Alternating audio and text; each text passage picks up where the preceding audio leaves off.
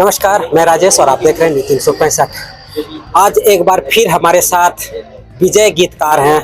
क्योंकि कुछ दिन पहले हमने आपको एक बार फिर वीडियो दिखाया था कि जीवन रहस्य, जीवन में क्या मूल्य है और क्यों इंसान धरती पे आया है, उसको किस तरीके से जीवन जीने की कला होनी चाहिए। इस विषय पर ये लगातार हमेशा से लोगों को जागरूक करते रहते हैं, बोलते रहते हैं और बताते रहते हैं। आज गंगा दशहरा के दिन इनका जन्मदिन हुआ था और हर कोई जन्मदिन अपने अपने तरीके से मनाता है। कोई वृद्धाश्रम में जाता है, कोई बच्चे वाले आश्रम में जाता है, कहीं पार्टियां मनाते हैं। लेकिन इन्होंने समाज के लिए सोचा और समाज के लिए ऐसा सोचा कि एक उदाहरण बन गया। जैसे आप देखते हैं कि इंसान के लिए आँख सबसे बड़ा जरूरी चीज होता है। अगर आँख चली जाए तो वो बिल्कुल निरर्थक हो जाता है। इन्होंने कैसा सोचा कि अगर इंसान की आंख सुंदर रहे, आंख स्वस्थ रहे, आंख अच्छा रहे तो देश दुनिया सब कुछ सुंदर हो सकता है। उन्होंने यही सोचा और आज अपने जन्मदिन के ऊपर इन्होंने एक शिविर लगाया और शिविर में इन्होंने दर्जनों लोगों का आंख का चेकअप करवाया और निःशुल्क, अगर ये कहा जाए तो निःशुल्क है, और निःशुल्क इन्होंने करवा करके उनको एक सौगात देने का काम किया अपने जन्मदिन पर। आज हम सीधा इनसे जुड़ेंगे और जानने की कोशिश करेंगे कि आखिर इस तरह का सोच जो समाज को परिवर्तन करने के लिए होता है, ये आपके मन में कैसे आता है। सबसे पहले तो आपको जन्मदिन के ढेरों सारी बधाइयाँ। तो मैं भी झारखंड वासियों को मैं अपना जन्मदिन और माँ गंगा के अवतार पर मैं शुभकामनाएं देता हूं और आप सभी के आशीर्वाद से ही मैं यहाँ पे चलायमान हूँ। हर कोई अपने अपने तरीके से बर्थडे पार्टी सेलिब्रेट करता है और आपने गरीबों के बीच जो बिल्कुल असहाय हैं, नहीं कर सकते हैं अपने आंखों का इलाज या शरीर का इलाज, उनके बीच में आप शिविर लगा करके एक उदाहरण दिया है। कैसे सोच लेते हैं इस तरीके के बात को? क्योंकि ये धरती पे कितने लोग हैं जो कि अपने से लाचार हैं, अपने जीविका से स्वास्थ्य इलाज नहीं करा सकते हैं। तो वैसे मेरे भाई बंधु माताओं को मैं अपनी तरफ से कोशिश कर रहा हूँ, एक प्रयास कर रहा हूँ कि उनको मैं सहयोग कर सकूँ अपने मानवता धर्म को मानते हुए, ताकि उनके जीवन में भी रोशनी आए, जो कि आँखों के रहते हुए भी वो देखने में लाचार हैं।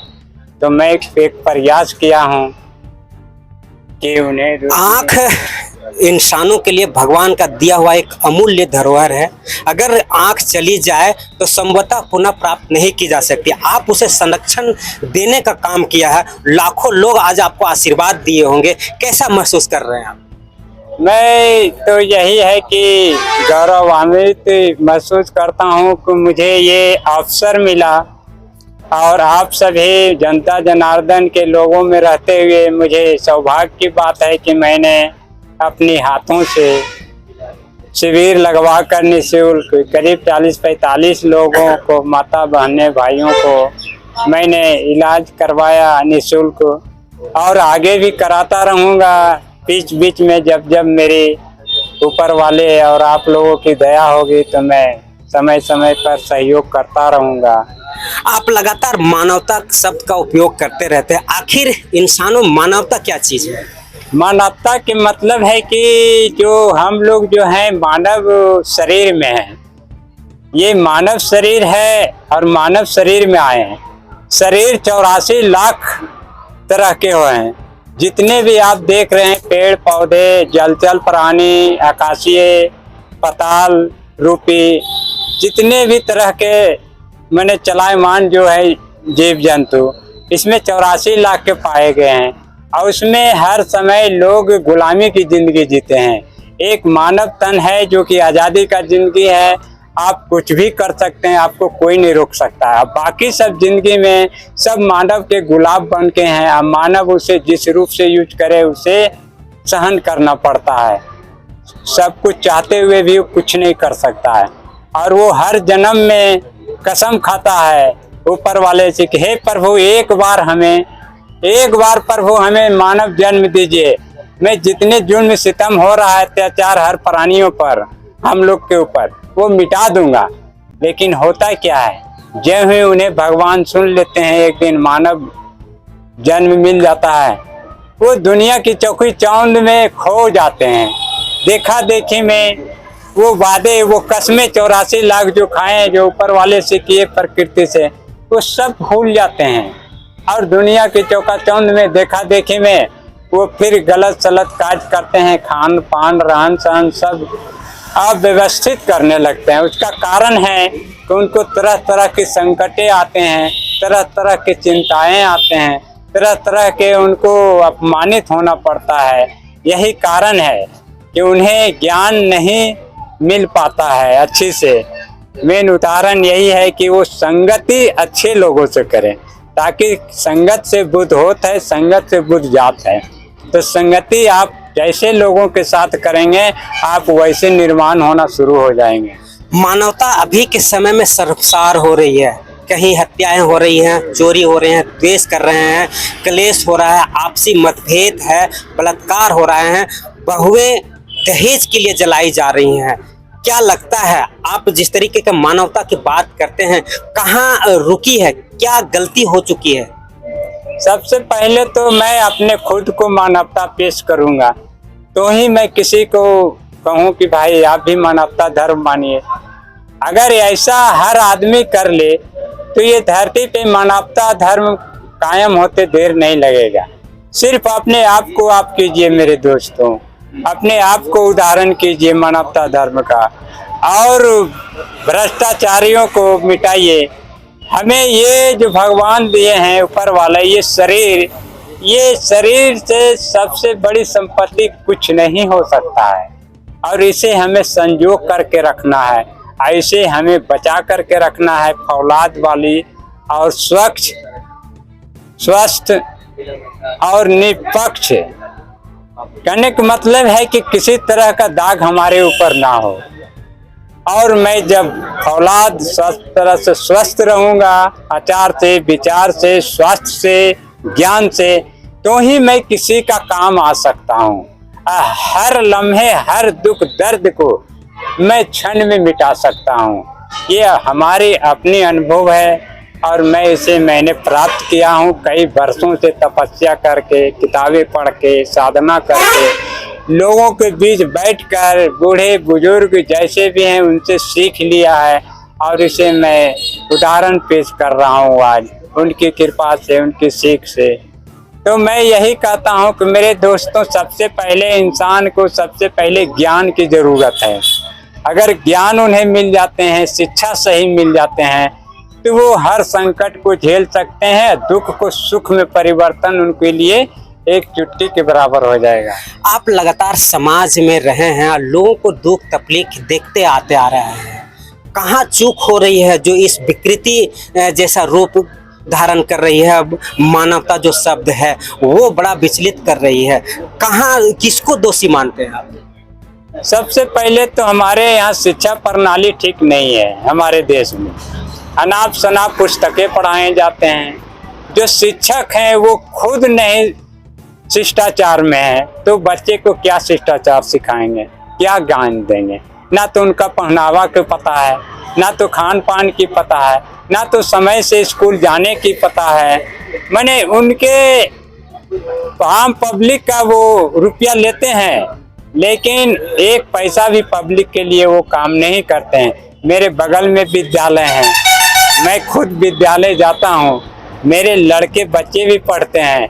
मैंने कितने बार बोले कि सर थोड़ा सा ध्यान दीजिए, बच्चों की भविष्य की सवाल है, थोड़ा सा मेहनत कीजिए, थोड़ा सा कम से कम 25% मेहनत कीजिए, तो भी इसका जीवन लाइफ बन जाएगा। लेकिन उन लोग के कान में तो जू तक नहीं जाती है, और उल्टे हमारे ऊपर ही, आपके ऊपर ही दोष लगाना चाहिए। आप हस्तक्षेप कर रहे हैं मेरे विद्यालय में। तो मैं कहता हूँ भाई, विद्यालय में जो लड़के 6ठा 7वां पढ़ रहे हैं वो खोड़ा गिनती नहीं जान रहे हैं, तो आप क्या पढ़ा रहे हैं? आपने एक मानवता का रूप, एक आपने उदाहरण पेश किया है समाज में, गरीब असहाय और लाचार व्यक्तियों के लिए सेवा शिविर लगा करके। क्या कहेंगे ऐसे लोगों के लिए जो आपने सेवा कर रहे हैं और सेवा लेना चाहते हैं, या फिर जिस तरीके से समाज में व्यभिचार फैल रहा है उसको लेकर के आप क्या कहेंगे? मैं तो यही कहता हूँ कि मेरे दोस्तों, अगर कोई अधर्मी है, कोई अत्याचारी है, तो उसे समझाएं। अगर ना समझे तो उसके लिए नियम बने हुए हैं, कानून बने हुए हैं, संविधान बने हुए हैं, उसमें उनको लाइए लाइन में, तो वो जरूर कुछ ना कुछ सिस्टम में आएंगे। दबाव बनेगा सामाजिक, आर्थिक, शारीरिक, तो उसमें बदलाव लाइए। और सबसे पहला ज़्यादा ध्यान देना है उनको ज्ञान की, उनको ज्ञान की शिक्षा दी जाए।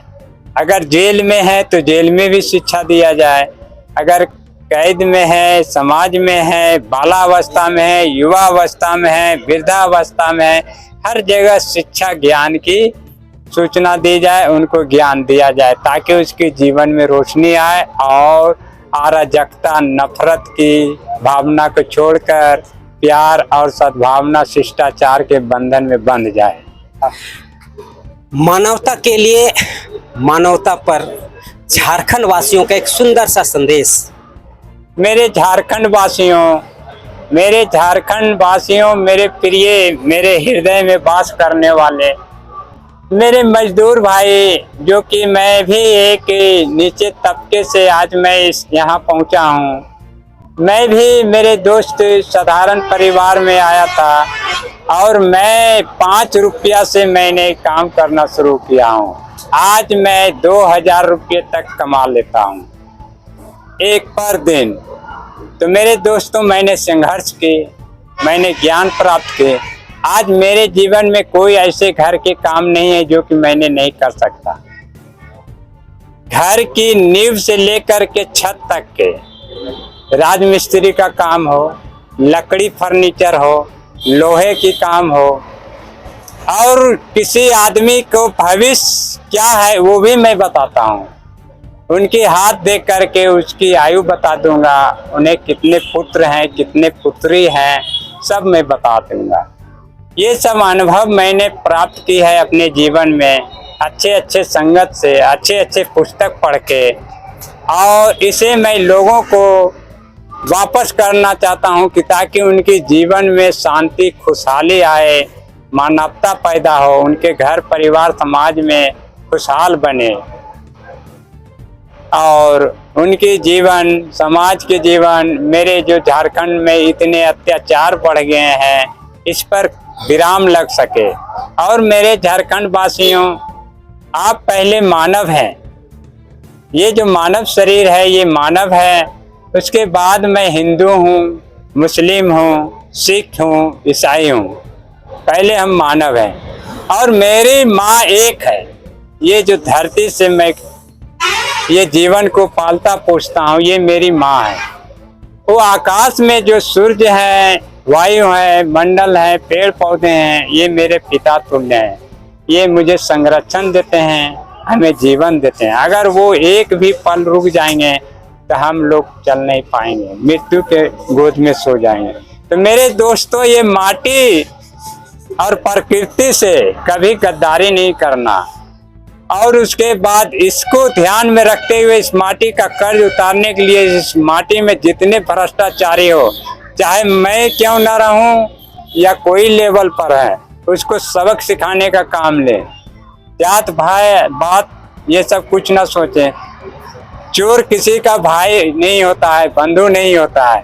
वो घर में भी चोरी करेगा, समाज में भी करेगा, उसको मुख्यमंत्री प्रधानमंत्री बना दीजिएगा तो भी वही काम करेगा मेरे दोस्तों। इसलिए वैसे लोगों से सावधान होकर के अच्छे चरित्रवान कर्मठ उम्मीदवार को आप वोट दें, और आपके जो हर दुख सुख में साथ दे, उसे आप साथ दें, ताकि आपके घर गृहस्थी और बाल बच्चे के जीवन में शांति खुशहाली आए।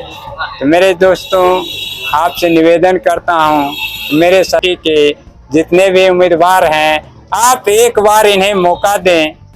एक बार, हर पार्टी को आपने तो मौका दिया है, लेकिन हर जात, हर धर्म के लिए लड़ रही है, संघर्ष कर रही है। इन्हें एक बार जरूर मौका दें और एक बार आजमाएं कि इनकी क्या हैसियत है, क्या जज्बा है, क्या आपको दे सकती है। मेरे दोस्तों, आप अपना बहुमूल्य वोट दें। मैं आपको आज़ादी दूंगा, स्वास्थ्य दूंगा, शिक्षा दूंगा, यातायात दूंगा, रोजगार दूंगा, शांति खुशहाली दूंगा। आप मुझे एक बहुमूल्य सिर्फ वोट दें। मैं आपका हर दुख को उखाड़ फेंकूंगा।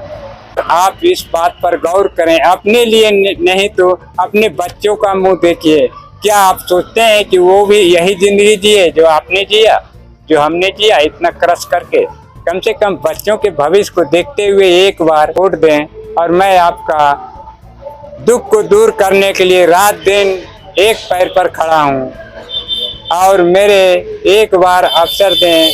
और खासकर कोई भी पदाधिकारी अगर आपके काम नहीं करता है तो मेरे नंबर से कांटेक्ट करें। मैं खड़ा होकर के आपको काम करूंगा। मेरा कांटेक्ट नंबर मैं बता देता हूँ, 74 93 076 35 4 पर। आप हमेशा कॉल करें। उस समय अगर कॉल नहीं लूँगा तो मैं ज़रूर रिवर्स करूँगा। ये मेरा वादा है, आप आजमा करके देख लें। जय हिंद, जय भारत, जय झारखंड, जय जवान, जय किसान। कोई धर्म नहीं सिखाता आपस में बैर रखना। बहुत सुंदर सा सवाल का जवाब इन्होंने दिया और मानवता के ऊपर पूरे विश्व में जीवन जीने की कला सिखाई है इन्होंने। और बहुत अच्छी बात कही कि ये धरती है सभी धर्मों में से ऊपर है, क्योंकि इसे माँ कहते हैं और यही हम जीवन सीखते हैं। जीवन जीने की कला उपजती है। हम भूख लगता है हम इससे अन्न उगाते हैं, प्यास लगती है हम पानी पीते हैं, और हवा की ज़रूरत होती है तो हम यहीं से लेते हैं। इसीलिए ये धरती हमारी माँ है और ये माँ स्वरूप किसी भी धर्म में सबसे ऊपर होती है। इन्होंने बहुत अच्छी बात कही है और लगातार ये समाज के लिए कार्य करते रहते हैं हमेशा से। और समय समय पर इन्होंने समाज के लिए बड़ा ही जज्बे वाला उदाहरण पेश किया है। लगातार इन्होंने समाज के लिए काम किया है। फिलहाल इन्होंने जो सवाल हमने किया वो बहुत खूब ही सुंदर सा जवाब दिया है। फिलहाल हमारे साथ जुड़े रहे हैं नी 365 राजेश के साथ।